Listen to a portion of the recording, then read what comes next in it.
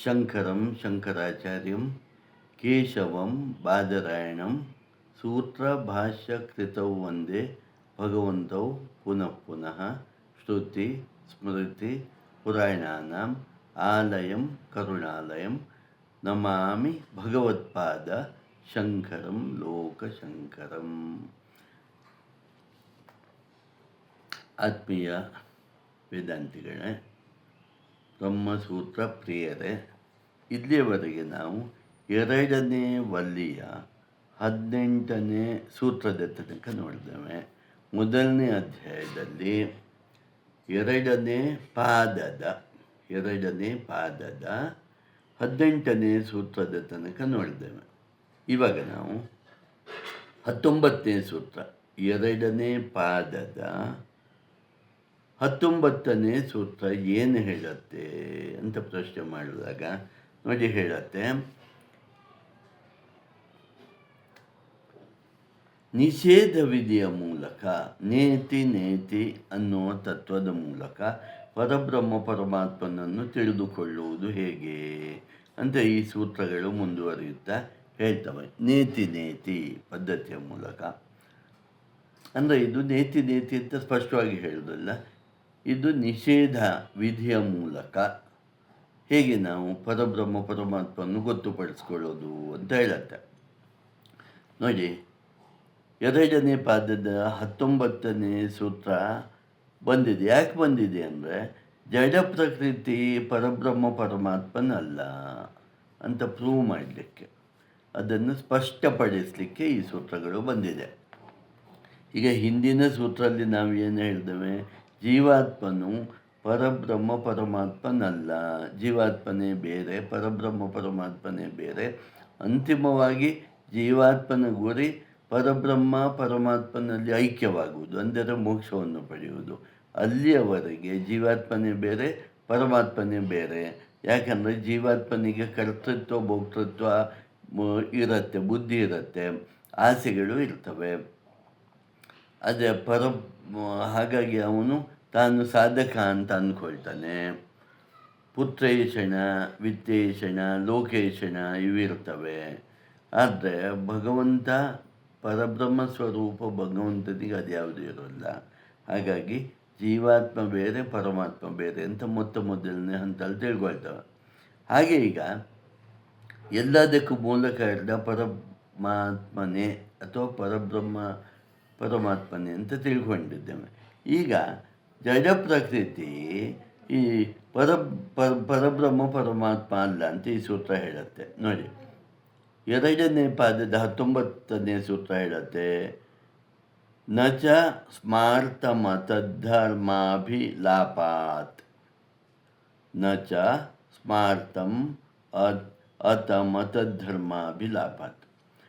ಈಗ ಸಾಂಖ್ಯ ಸ್ಮೃತಿ ಗ್ರಂಥಗಳು ಏನು ಹೇಳ್ತವೆ ಅಂದರೆ, ಪ್ರಧಾನ ಅಂದ್ರೇನು, ತ್ರಿಗುಣಾತ್ಮಿಕ ಜಡ ಪ್ರಕೃತಿಯನ್ನೇ ಅವರು ಪ್ರಧಾನ ಅಂತ ಹೇಳ್ತಾರೆ. ಈ ಪ್ರಧಾನವೇ ಜಗತ್ತಿನ ಸೃಷ್ಟಿಗೆ ಉಪಾದಾನ ಕಾರಣ ಇದೆ ಅಂತ ಹೇಳ್ತಾರೆ. ಮತ್ತು ಹಾಗೆ ಹೇಳಿದಾಗ ಪ್ರಕೃತಿಯೇ ಒಳಗಿದ್ದು ಕಂಟ್ರೋಲ್ ಮಾಡುತ್ತೆ ಅಂತ ಅವರು ಹೇಳ್ತಾರೆ. ಒಳಗಿದ್ದು ಪ್ರಕೃತಿಯೇ ಎಲ್ಲವರ ಒಳಗಿದ್ದು ಕಂಟ್ರೋಲ್ ಮಾಡುತ್ತೆ ಅಂತ ಅವರು ಹೇಳುವಂಥದ್ದು. ಆದರೆ ಇಲ್ಲಿ ಇದನ್ನು ಒಪ್ಪಲಿಕ್ಕೆ ಆಗೋದಿಲ್ಲ ಅಂತ ಈ ಸೂತ್ರ ಹೇಳುತ್ತೆ. ಪ್ರಕೃತಿಯಲ್ಲ ಕಂಟ್ರೋಲ್ ಮಾಡೋದು, ತ್ರಿಗುಣಾತ್ಮಿಕ ಪ್ರಕೃತಿ ಒಳಗೆ ಕುಳಿತುಕೊಂಡು ಜಗತ್ತನ್ನು ಕಂಟ್ರೋಲ್ ಮಾಡುತ್ತೆ ಅನ್ನೋದು ವಿಷಯ. ಅದಲ್ಲ ಅಂತ ಈ ಸೂತ್ರ ಹೇಳುತ್ತೆ. ಯಾಕೆ ಅಲ್ಲ ಅಂದರೆ, ಪ್ರಕೃತಿ ದೃಷ್ಟ ಅಲ್ಲ, ಅದು ಪುರುಷನೂ ಅಲ್ಲ. ನಾವು ಪುರುಷ ತತ್ವದ ಬಗ್ಗೆ ಇಲ್ಲಿ ಚಿಂತನೆ ಮಾಡ್ತಾ ಇರೋದು.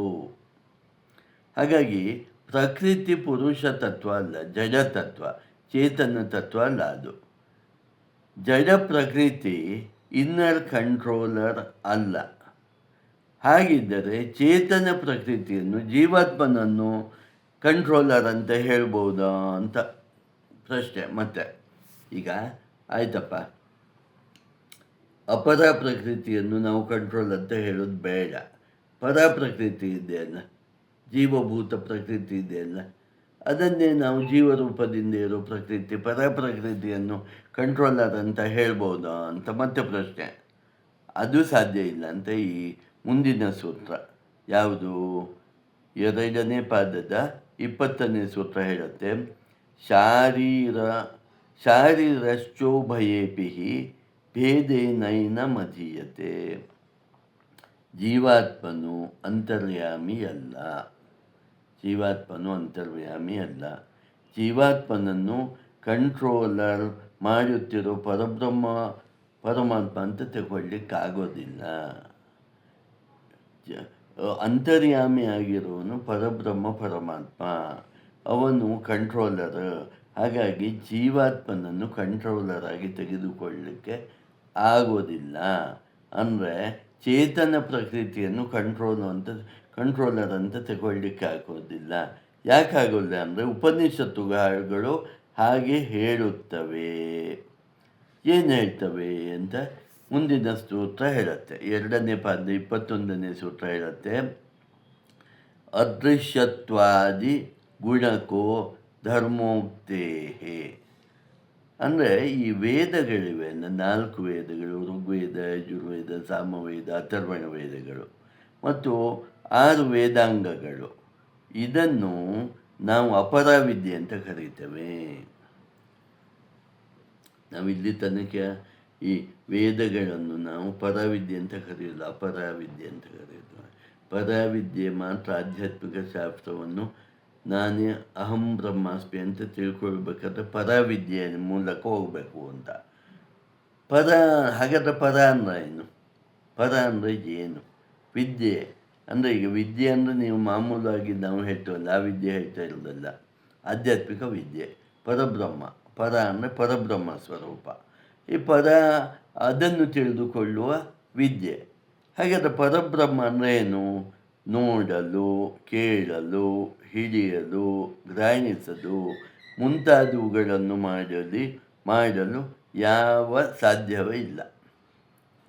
ಜ್ಞಾನೇಂದ್ರಿಯ ಕರ್ಮೇಂದ್ರಿಯಗಳ ಮಿತಿಗೆ ಈ ಪರಬ್ರಹ್ಮ ತತ್ವವು ಒಳಪಟ್ಟಿಲ್ಲ. ದೇಶ ಕಾಲ ವಸ್ತುಗಳ ಮಿತಿಗೆ ಈ ಪರಬ್ರಹ್ಮ ತತ್ವವು ಒಳಪಟ್ಟಿಲ್ಲ. ಇದು ಅತೀ ಸೂಕ್ಷ್ಮವಾಗಿದೆ. ಅದು ಪುರುಷ ತತ್ವ. ಹಾಗಿರುವುದರಿಂದ ಪರಬ್ರಹ್ಮವೇ ಹೊರತು, ಈ ಜಗತ್ತಿನ ಸೃಷ್ಟಿಗೆ ಕಾರಣ ಪರಬ್ರಹ್ಮವೇ ಹೊರತು ಜಡ ಪ್ರಕೃತಿಯೂ ಅಲ್ಲ, ಜೀವಾತ್ಮನೂ ಅಲ್ಲ ಅಂತ ಈ ಸೂತ್ರ ಹೇಳುತ್ತೆ. ಮುಂದಿನ ಸೂತ್ರ ಅಂದರೆ ಅಧ್ಯಾಯ 1 ಪಾದ 2ರ 22ನೇ ಸೂತ್ರ ಹೇಳುತ್ತೆ. ವಿಶೇಷೇಣ ಭೇದ ವ್ಯಪದೇಶಾಭ್ಯಾಂಚ ನೇತರವು. ಜೀವಾತ್ಮ ಹಾಗೂ ಜಡ ಪ್ರಕೃತಿ ಇವುಗಳಿಗೆ ಇರುವ ವಿಶೇಷವಾದ ಭೇದವನ್ನು ತೆಗೆದುಹಾಕಿದಾಗ ಪ್ರಕೃತಿಯಲ್ಲ. ಮುಂಡಕೋಪನಿಷತ್ತಲ್ಲಿ ಹೇಳುತ್ತೆ, ಜೀವಾತ್ಮ ಪರಮಾತ್ಮ ಇಬ್ಬರೂ ಹೃದಯದಲ್ಲಿದ್ದರು. ಜೀವಾತ್ಮ ತನ್ನ ಉಪಾಧಿಗಳನ್ನು ಮೀರಿದಾಗ ಪರಮಾತ್ಮ ಆಗುತ್ತಾನೆ. ಇದನ್ನು ಸ್ವಲ್ಪ ಅರ್ಥ ಮಾಡಿಕೊಳ್ಬೇಕಾಗತ್ತೆ. ನೋಡಿ, ಜೀವಾತ್ಮ ಇದ್ದಾನೆ. ಜೀವ ಅಂದರೆ ಅಹಂಕಾರ, ನಾನು ಅನ್ನೋ ಒಬ್ಬ. ಆಮೇಲೆ ಪರಮಾತ್ಮ ಅಂದರೆ ಸರ್ವಶಕ್ತ, ಅವ್ಯಕ್ತ ರೂಪಿ, ಎಲ್ಲವನ್ನೂ ನಡೆಸೋನು, ಅವನು ಹೃದಯದಲ್ಲೇ ಇದ್ದಾನೆ. ಈಗ ನಾವು ವಿಜ್ಞಾನಮಯ ಕೋಶ, ವಿಜ್ಞಾನಮಯ ಜೀವ ಅಂತ ಹೇಳಿದರೆ ಆನಂದಮಯ ಪರಮಾತ್ಮ ಅಂತ ಹೇಳ್ತೇವೆ. ಈ ವಿಜ್ಞಾನಮಯ ಏನು ಮಾಡ್ತಾನೆ? ಹಿಂದೆ ವಿಜ್ಞಾನಮಯ ಕೋಶದಿಂದ ಮನೋಮಯಕ್ಕೆ ಬಂದು, ಮನೋಮಯದಿಂದ ಪ್ರಾಣಮಯಕ್ಕೆ ಬಂದು, ಪ್ರಾಣಮಯದಿಂದ ಅನ್ನಮಯಕ್ಕೆ ಬಂದು, ಹೀಗಿಷ್ಟೇ ಸಂಚಾರ ಮಾಡ್ತಾನೆ. ಆಗ ಅವನು ಜೀವಭಾವದಲ್ಲೇ ಇರ್ತಾನೆ. ಅವನು ಈ ವಿಜ್ಞಾನಮಯ ಕೋಶದಿಂದ ಮುಂದೆ ಆನಂದಮಯ ಕೋಶಕ್ಕೆ ಹೋದರೆ ಆನಂದಮಯನಾದ ಪರಮಾತ್ಮನಲ್ಲಿ ಸೇರಿ ಹೋದಾಗ ಮಾತ್ರ ಅಹಂ ಬ್ರಹ್ಮಾಸ್ಮಿ, ನಾನು ಪರಮಾತ್ಮನೇ ಅಂತ ತಿಳಿದುಕೊಳ್ತಾನೆ. ಅಲ್ಲಿಯವರೆಗೆ ಅವನಿಗೆ ಜೀವಾತ್ಮ ಭಾವನೆಯೇ ಇರುತ್ತೆ ಅಂತ ಅರ್ಥ. ನೋಡಿ, ಜೀವ, ಜಗತ್ತು, ಈಶ್ವರರ ಬಗ್ಗೆ ನಾವು ಚರ್ಚೆ ಮಾಡ್ತಾ ಇದ್ದರು ಉಪನಿಷತ್ತುಗಳಲ್ಲಿ. ಅಂತಿಮವಾಗಿ ಪರಬ್ರಹ್ಮ ಪರಮಾತ್ಮನ ವಿಚಾರಕ್ಕೆ ನಾವು ಬಂದು ನಿಲ್ತೇವೆ, ಬಂದು ನಿಲ್ಲಬೇಕು ಅಂತ ಉಪನಿಷತ್ತುಗಳು ಬ್ರಹ್ಮಸೂತ್ರಗಳ ಮೂಲ ಮಂತ್ರ ಆಗಿದೆ. ಅದೇ ಉದ್ದೇಶ. ಯಾವುದು? ಪರಬ್ರಹ್ಮ ಪರಮಾತ್ಮನ ಬಗ್ಗೆ ಹೇಳೋದು. ಈ ಮುಂದಿನ ಸೂತ್ರ ಪರಬ್ರಹ್ಮ ಪರಮಾತ್ಮನೇ ಜಗತ್ತಿನ ಸೃಷ್ಟಿಗೆ, ಪಂಚಭೂತಗಳ ಸೃಷ್ಟಿಗೆ ಕಾರಣ ಅನ್ನತ್ತೆ. ನೋಡಿ, 2ನೇ ಪಾದದ 23ನೇ ಸೂತ್ರ ಹೇಳುತ್ತೆ, ರೂಪೋಪನ್ಯಾಸಾಚ. ರೂಪೋಪನ್ಯಾಸಾಚ, ನಿರ್ಗುಣ ನಿರಾಕಾರ ಪರಮಾತ್ಮನನ್ನು ನಮ್ಮ ಅನುಕೂಲಕ್ಕಾಗಿ ಅನೇಕ ರೂಪಗಳಿಂದ, ಉದಾಹರಣೆಗೆ ವಿಶ್ವರೂಪ, ಭಗವಂತನು ವಿಶ್ವರೂಪ ಅಂತ ನಾವು ಕರೀತೇವಲ್ಲ, ವಿಶ್ವರೂಪ. ಹಾಗೆ ಅನೇಕ ರೂಪದಲ್ಲಿ, ನೀವು ವಿಷ್ಣುವಿನ ರೂಪ ಇರ್ಬೋದು, ರಾಮನ ರೂಪ ಇರ್ಬೋದು, ಯಾವುದೇ ರೂಪವನ್ನು ನಾವು ಅದು ಉಪಾಧಿ, ರೂಪ ಅನ್ನೋ ಒಂದು ಉಪಾಧಿ ಮೂಲಕ ಭಗವಂತನ ನಾವು ಯಾಕೆ ನೋಡ್ತೇವೆ ಅಂದರೆ, ನಮ್ಮಲ್ಲಿ ಉಪಾಧಿ ರಹಿತನಾದ ನಿರ್ಗುಣನಾದ ಪರಮಾತ್ಮನನ್ನು ನೋಡುವ ಶಕ್ತಿ ಇಲ್ಲದ್ದರಿಂದ ಅಂತ ಹೇಳುತ್ತೆ. ಮುಂದಿನ ಸೂತ್ರ ಹೇಳುತ್ತೆ, 1ನೇ ಅಧ್ಯಾಯದ 2ನೇ ಪಾದದ 24ನೇ ಸೂತ್ರ ಹೇಳುತ್ತೆ, ವೈಶ್ವಾನರ ಸಾಧಾರಣ ಶಬ್ದ ವಿಶೇಷಾತ್. ಪರಮಾತ್ಮನನ್ನು ವೈಶ್ವಾನರ ಎಂದು ಛಾಂದೋಗ್ಯ ಹಾಗೂ ಮಾಂಡುಕ್ಯ ಉಪನಿಷತ್ತು ಕರೆದಿದೆ. ವೈಶ್ವಾನರ ಎಂದರೆ ಸ್ಥೂಲ ಶರೀರದಿಂದ ಒಳಗೊಂಡ ಪರಮಾತ್ಮ ನನ್ನ ವೈಶ್ವಾನರ ಅಂತ ಹೇಳ್ತಾರೆ. ಈ ವೈಶ್ವಾನರನ್ನು ಜಠರಾಗ್ನಿ ಅಂತಲೂ ಕರೀತಾರೆ.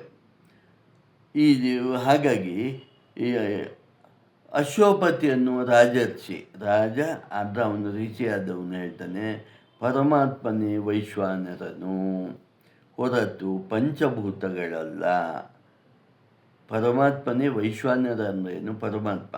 ಯಾಕಂದರೆ ಇದು ಒಂದು ಉಪನಿಷತ್ತಲ್ಲಿ ಬರುತ್ತೆ, ವೈಶ್ವಾನರನ್ನು ತಿಳಿದುಕೋ ಅಂದರೆ ಈ ಬಂದ ಶಿಷ್ಯರು ಪೃಥ್ವಿಯನ್ನೇ ವೈಶ್ವಾನರ ಅಂತ ಒಬ್ಬ, ಜಲವನ್ನೇ ವೈಶ್ವಾನರ ಅಂತ ಒಬ್ಬ, ಅಗ್ನಿಯನ್ನೇ ವೈಶ್ವಾನರ ಅಂತ ಒಬ್ಬ, ವಾಯುವನ್ನೇ ವೈಶ್ವಾನರ ಅಂತ ಒಬ್ಬ, ಆಕಾಶವನ್ನೇ ವೈಶ್ವಾನರ ಅಂತ ಇನ್ನೊಬ್ಬ ತಿಳ್ಕೊಳ್ತಾನೆ. ಆಗ ಅಶ್ವಪತಿ ರಾಜರ್ಷಿ ಹೇಳ್ತಾನೆ, ಅಲ್ಲ, ನೀವು ಒಂದೊಂದನ್ನು ಅರ್ಧ ಸ್ವಲ್ಪ ಸ್ವಲ್ಪ ತಿಳ್ಕೊಂಡಿದ್ದೀರಿ. ನಿಜವಾಗಿ ಅಂದರೆ ಸಾಕ್ಷಾತ್ ಪರಬ್ರಹ್ಮ ಪರಮಾತ್ಮನನ್ನೇ ನಾವು ವೈಶ್ವಾನರ ಅಂತ ಹೇಳೋದು. ನಾವು ಅನ್ನಮಯ, ಪ್ರಾಣಮಯ, ಮನೋಮಯ ಕೋಶಗಳಿಗೆ ಸಂಬಂಧಿಸಿದ ಸಾಧನೆಗಳನ್ನು ಮಾಡಿಕೊಂಡೇ ವಿಜ್ಞಾನಮಯ ಕೋಶವನ್ನು ತಲುಪಬೇಕು, ಅಂದರೆ ಜೀವಭಾವವನ್ನು ತಲುಪಬೇಕು. ಅನಂತರ ಅದನ್ನು ಮೀರಿ ವಿಜ್ಞಾನಮಯನಾದ ಜೀವನು ಆನಂದಮಯನಾದ ಪರಬ್ರಹ್ಮ ಪರಮಾತ್ಮನೇ ಅಂತ ತಿಳ್ಕೊಳ್ಬೇಕು. ಅಂದರೆ ಏನೇ ಹೇಳಿದ್ದರೂ ಅಹಂ ಬ್ರಹ್ಮಾಸ್ಮಿ ಅಂತ ಅರ್ಥ ಮಾಡಿಕೊಳ್ಳಲಿಕ್ಕೆ ಯಾಕೆ ಕಷ್ಟ ಆಗ್ತಾ ಇದೆ ಅಂದರೆ, ಅನ್ನಮಯ ಅಂದರೆ ಈ ದೇಹಕ್ಕೆ ಸಂಬಂಧಪಟ್ಟ ಸಾಧನೆ, ಮನೋಮಯ ಪ್ರಾಣಮಯ ಉಸಿರು, ಅದಕ್ಕೆ ಸಂಬಂಧಪಟ್ಟ ಸಾಧನೆ, ಮನೋಮಯ ಮನಸ್ಸು, ಅದಕ್ಕೆ ಸಂಬಂಧಪಟ್ಟ ಸಾಧನೆಗಳನ್ನು ಮಾಡಿಕೊಂಡೇ ವಿಜ್ಞಾನಮಯ ಅಂದರೆ ಜೀವ ಇದನ್ನು ತಿಳ್ಕೊಳ್ಳಿಕ್ಕೆ ಹೋಗಬೇಕು. ಅದನ್ನು ತಿಳಿದುಕೊಂಡ ನಂತರ ಪರಬ್ರಹ್ಮ ಪರಮಾತ್ಮ ತತ್ವವನ್ನು ತಿಳ್ಕೊಳ್ಬೇಕು. ಆವಾಗ ಅದು ಸುಲಭವಾಗತ್ತೆ. ಏಕ್ದಮ್ಮ ಹೋದರೆ ಆಗೋದಿಲ್ಲ ಅಂತ ಹೇಳ್ತಾ ಮುಂದಿನ ಸೂತ್ರ ಹೇಳತ್ತೆ. ಅಂದರೆ 1ನೇ ಅಧ್ಯಾಯದ 2ನೇ ಪಾದದ 25ನೇ ಸೂತ್ರ ಹೇಳುತ್ತೆ, ಸ್ಮರ್ಯಮಾಣ ಮನುಮಾನಂ ಸ್ಯಾದಿತಿ. ಸ್ಮೃತಿ ಗ್ರಂಥದಲ್ಲಿ, ಅಂದರೆ ಉದಾಹರಣೆಗೆ ಒಂದು ಮಹಾಭಾರತದಲ್ಲಿ ಕೂಡ ವೈಶ್ವಾನರನೆಂದರೆ ಪರಮಾತ್ಮ ಪರಬ್ರಹ್ಮವೇ, ಬ್ರಹ್ಮ ಪರಮಾತ್ಮನೇ ಅಂತ ಹೇಳಿದೆ ಅಂತ ಹೇಳುತ್ತೆ. ಮುಂದಿನ ಸೂತ್ರ ಅಂದರೆ 26ನೇ ಸೂತ್ರ ಹೇಳುತ್ತೆ, ಶಬ್ದಾದಿಭ್ಯೋಂತಹ ಪ್ರತಿಷ್ಠಾನಾಚ ನೇತಿ ಚೇನ್ನ ತದಾ ದೃಷ್ಟುಪ. ಅಂದರೆ ವೈಶ್ವಾನರ ಹಾಗೂ ಪುರುಷ ತತ್ವ ಯಾರಿಗೆ ಅರ್ಥ ಆಗಿದೆಯೋ, ಅಂದರೆ ವೈಶ್ವಾನರು ಪರಬ್ರಹ್ಮವೇ, ಪುರುಷನು ಪರಬ್ರಹ್ಮವೇ ಅಂತ ಅವರಿಗೆ ಯಾರಿಗೆ ಸರಿಯಾಗಿ ತಿಳಿದುಕೊಂಡಿರ್ತಾರೋ, ವೈಶ್ವಾನರ ಅನ್ನುವ ಶಬ್ದವನ್ನು ಬೇರೆಯವರು ಬೇರೆ ಬೇರೆಯಾಗಿ ಉಪಯೋಗಿಸಿದ್ದಾರೆ. ಉದಾಹರಣೆಗೆ ವೈಶ್ವಾನರನನ್ನು ಅಗ್ನಿ ತತ್ವ ಅಂತ ಕೆಲವರು ತಿಳ್ಕೊಂಡಿರ್ತಾರೆ ಕೆಲವು ಉಪನಿಷತ್ತಲ್ಲಿ, ಜಠರಾಗ್ನಿ ಅಂತ ಇನ್ನು ಕೆಲವರು ತಿಳ್ಕೊಂಡಿದ್ದಾರೆ. ವಾಡವಾನಲ ಅಗ್ನಿ, ಫೈರ್ ಇನ್ ದಿ ಓಷನ್ನಲ್ಲಿರೋ ಫೈರ್ ಅಂತ ಇನ್ನು ಕೆಲವರು ತಿಳ್ಕೊಂಡಿದ್ದಾರೆ. ಸ್ಥೂಲವಾಗಿ ಪರಮಾತ್ಮನನ್ನು ನೋಡುತ್ತಾ ಸೂಕ್ಷ್ಮತ್ವದಲ್ಲಿ ಪರಮಾತ್ಮನನ್ನು ನೋಡುವ ದೃಷ್ಟಿ ಇರಬೇಕು ಅಂತ ಹೇಳ್ತಾರೆ. ಹೀಗೆ ನೋಡಿದಾಗ ವೈಶ್ವಾನರ ಎಂದರೆ ಪರಬ್ರಹ್ಮ ಪರಮಾತ್ಮ ಅಂತ ಅರ್ಥ ಆಗತ್ತೆ ಅಂತ ಹೇಳ್ತಾ ಮುಂದಿನ ಸೂತ್ರ ಹೇಳತ್ತೆ. 1ನೇ ಅಧ್ಯಾಯದ 2ನೇ ಪಾದದ 27ನೇ ಸೂತ್ರ ಹೇಳುತ್ತೆ. ಅತ ಏವ ನ ದೇವತಾ ಭೂತಂಚ, ಸೂರ್ಯ ಚಂದ್ರ ಮುಂತಾದವುಗಳ ಒಳಗಿದ್ದು ಬೆಳಕನ್ನು ಕೊಡುವವನು ಪರಮಾತ್ಮನೇ. ಪಂಚಭೂತಗಳು ದೇವತೆಗಳ ಒಳಗಿದ್ದು ಎಲ್ಲವನ್ನು ಮಾಡುವವನು ಪರಬ್ರಹ್ಮ ಪರಮಾತ್ಮನೇ ಅಂತ ನಾವು ತಿಳ್ಕೊಳ್ಬೇಕು. ಸೂರ್ಯ ಬೆಳಕು ಕೊಡ್ತಾನೆ ಅಂತ ತಿಳ್ಕೊಳ್ಬಾರ್ದು. ಸೂರ್ಯವನ್ನು ತನ್ನ ದೇಹವನ್ನಾಗಿ ಮಾಡಿಕೊಂಡು ಅಂತರ್ಯಾಮಿಯಾದ ಪರಮಾತ್ಮನು ಬೆಳಕನ್ನು ಕೊಡ್ತಾನೆ. ಹೀಗೆ ಒಂದೊಂದನ್ನೇ ತಿಳ್ಕೊಳ್ಬೇಕು ಅಂತ ಹೇಳ್ತಾ ಕೊನೆಗೆ 2ನೇ ವಲ್ಲಿಯ ಕೊನೆಯ ಭಾಗದಲ್ಲಿ ಬೇರೆ ಬೇರೆ ಆಚಾರ್ಯರು ಈ ಬಗ್ಗೆ ಏನು ಹೇಳಿದ್ದಾರೆ ಅಂತ ಹೇಳ್ತಾರೆ. 2ನೇ ಪಾದದ 28ನೇ ಸೂತ್ರ ಹೇಳ್ತಾರೆ. ಸಾಕ್ಷಾದಪ್ಯ ವಿರೋಧಂ ಜೈಮಿನಿ ಋಷಿಗಳು ಮೇಲೆ ಹೇಳಿದ್ದನ್ನು ಒಪ್ಪುತ್ತಾರೆ. ಅಂದರೇನು? ಅವರು ಹೇಳ್ತಾರೆ ಹೌದು, ಅದು ಪರಬ್ರಹ್ಮ ಪರಮಾತ್ಮನೇ ಅಂತ ಹೇಳ್ತಾರೆ. ನೆಕ್ಸ್ಟ್ ಅಭಿವ್ಯಕ್ತಿ ರೀತಿ ಆಶ್ಮರತ್ಯ ಅನ್ನೋದು 2ನೇ ಪಾದದ 29ನೇ ಸೂತ್ರ. ಅಲ್ಲಿ ಆಶ್ಮರತ್ಯ ಋಷಿಯೂ ಸಹ ಇದನ್ನು ಪರಬ್ರಹ್ಮ ಪರಮಾತ್ಮನೇ ಅಂತ ಹೇಳ್ತಾರೆ. ಪರಬ್ರಹ್ಮ ಪರಮಾತ್ಮ ಯಾವ ರೂಪದಲ್ಲಿ ಬೇಕಾದರೂ ಅಭಿವ್ಯಕ್ತವಾಗಬಹುದು. ಹಾಗಾಗಿ ವೈಶ್ವಾನರ ಅಂತ ನಾವು ಕರೆಯೋದು ಪರಬ್ರಹ್ಮ ಪರಮಾತ್ಮನನ್ನೇ ಅಂತ ಅವರು ಹೇಳ್ತಾರೆ. ಮುಂದೆ 30ನೇ ಸೂತ್ರದಲ್ಲಿ ಹೇಳ್ತಾರೆ. ಅನುಸ್ಮೃತೇ ಬಾದರಿ, ನಾವು ವಿಶ್ವರೂಪವನ್ನು ನೋಡುವಾಗಲೂ ಅದರ ಬಗ್ಗೆ ಹೇಳುವಾಗಲೂ ಪರಬ್ರಹ್ಮ ಪರಮಾತ್ಮನ ಬಗ್ಗೆ ಹೇಳ್ತೇವೆ. ಹಾಗಾಗಿ ಇಲ್ಲಿ ವೈಶ್ವಾನರವನ್ನು ಹೇಳೋದು ಪರಬ್ರಹ್ಮ ಪರಮಾತ್ಮನನ್ನೇ ಅಂತ. ಮುಂದೆ 2ನೇ ಪಾದದ 31ನೇ ಸೂತ್ರ ಅಲ್ಲಿ ಹೇಳ್ತಾರೆ. ಸಂಪತ್ತೇ ರೀತಿ ಜೈಮಿನಿ ಸ್ತತಾ ಹಿ ದರ್ಶಯತಿ, ಪರಬ್ರಹ್ಮ ಪರಮಾತ್ಮ ಎಲ್ಲ ಐಶ್ವರ್ಯ ಹೊಂದಿರುವುದರಿಂದ ಅವನು ಯಾವ ರೂಪದಲ್ಲಿ ಯಾವ ನಾಮದಲ್ಲಿ ಯಾವಾಗ ಎಲ್ಲಿ ಬೇಕಾದರೂ ಕಾಣಿಸಿಕೊಳ್ಳುವ ಶಕ್ತಿಯುಳ್ಳವನು, ಎಲ್ಲ ಐಶ್ವರ್ಯ 6 ವಿಧವಾದ ಐಶ್ವರ್ಯವುಳ್ಳವನು. ಹಾಗಾಗಿ ಅವನು ಇದು ಹೊಂದುತ್ತದೆ ಅಂಥೇಳಿ ಇಲ್ಲಿ 2ನೇ ಪಾದದ ಕೊನೆಯ ಸೂತ್ರ ಅಂದರೆ 2ನೇ ಪಾದದ 32ನೇ ಸೂತ್ರ ಆಮನಂತಿ ಚೈನಮಸ್ಮಿನ್. ಹೀಗೆ ವೈದಿಕ ಸಿದ್ಧಾಂತದ ಪ್ರಕಾರ ವೇದ ಉಪನಿಷತ್ತುಗಳು ಪರಬ್ರಹ್ಮ ಪರಮಾತ್ಮನನ್ನೇ ಸೂಚಿಸುತ್ತವೆ ಅಂತ ಹೇಳ್ತಾರೆ. ಆಧ್ಯಾತ್ಮಿಕ ಮಿತ್ರರೇ, ಇಲ್ಲಿಗೆ 555 ಸೂತ್ರದಲ್ಲಿ 63 ಸೂತ್ರ ಮುಗೀತು.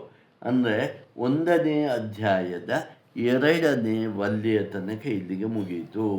ಮುಂದಿನ ವಿಡಿಯೋದಲ್ಲಿ ನಾವು 1ನೇ ಅಧ್ಯಾಯದ 3ನೇ ವಲ್ಲಿಯನ್ನು ನೋಡೋಣ. ನಿಮಗೆಲ್ಲ ವಂದನೆಗಳು ಮತ್ತು ಅಭಿನಂದನೆಗಳು. ಸಿಸ್ಟಮ್ ಒಂದೇ, ಜಗದ್ಗುರು. ಓಂ ತತ್ ಸತ್.